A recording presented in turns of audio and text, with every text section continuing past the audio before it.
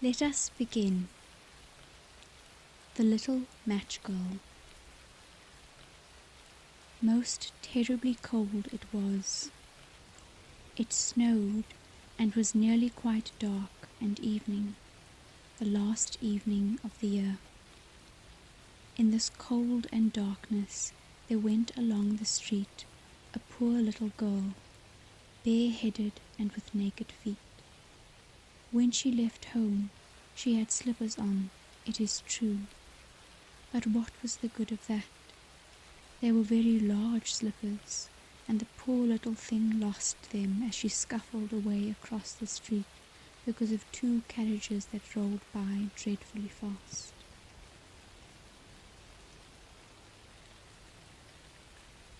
So the little maiden walked on with her tiny naked feet that were quite red and blue from cold. She carried a quantity of matches in an old apron, and she held a bundle of them in her hand. Nobody had bought anything of her the whole day. No one had given her a single farthing. She crept along, trembling with cold and hunger. A very picture of sorrow, the poor little thing. The flakes of snow covered her long fair hair, which fell in beautiful curls around her neck. But of that, of course, she never once now thought. From all the windows the candles were gleaming, and it smelt so deliciously of roast goose, for it was New Year's Eve. In a corner formed by two houses, she seated herself down and cowered together. Her little feet she had drawn close up to her, but she grew colder and colder, and to go home she did not venture, for she had not sold any matches and could not bring a farthing of money. From her father she would certainly get blows, and at home it was cold too, for above her she had only the roof through which the wind whistled, even though the largest cracks were stopped up with straw and rags. Her little hands were almost numbed with cold. Oh, a match might afford her a world of comfort if she only dared take a single one out of the bundle, draw it against the wall, and warm her fingers by it. She drew one out. How it blazed, how it burnt. It was a warm, bright flame, like a candle, as she held her hands over it. It was a wonderful light. It seemed really to the little maiden as though she was sitting before a large iron stove with burnished brass feet and a brass ornament at the top. The fire burned with such blessed influence. It warmed so delightfully. The little girl had already stretched out her feet to warm them too, but the small flame went out, the stove vanished, and she had only the remains of the burnt-out match in her hand.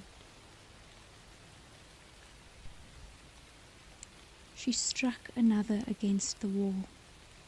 It burned brightly, and where the light fell on the wall, there the wall became transparent like a veil, so that she could see into the room. On the table was spread a snow-white tablecloth. Upon it was a splendid porcelain service, and the roast goose was steaming famously, and what was still more capital to behold was the goose hopped down from the dish, reeled about on the floor with knife and fork in its breast, till it came up to the poor little girl, when the match went out, and nothing but the thick, cold, damp wall was left behind.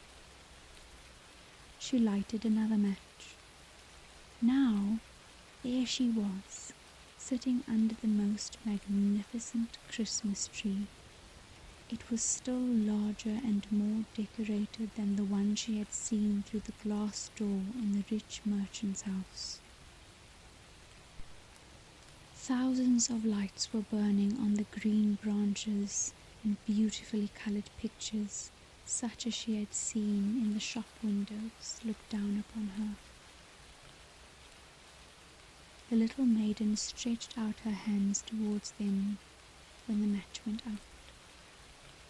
The lights of the Christmas tree rose higher and higher. She saw them now as stars in heaven. One fell down and formed a long trail of fire. "Someone is just dead," said the little girl, for her grandmother, the only person who had loved her and who was now no more, had told her that when a star falls, a soul ascends to God. She drew another match against the wall. It was again light, and in the lustre there stood the old grandmother, so bright and radiant, so mild, and with such an expression of love. "Grandmother," cried the little one, "oh, take me with you. You go away when the match burns out. You vanish like the warm stove, like the delicious roast goose, like the magnificent Christmas tree." And she struck the whole bundle of matches quickly against the wall, for she wanted to be quite sure of keeping her grandmother near her.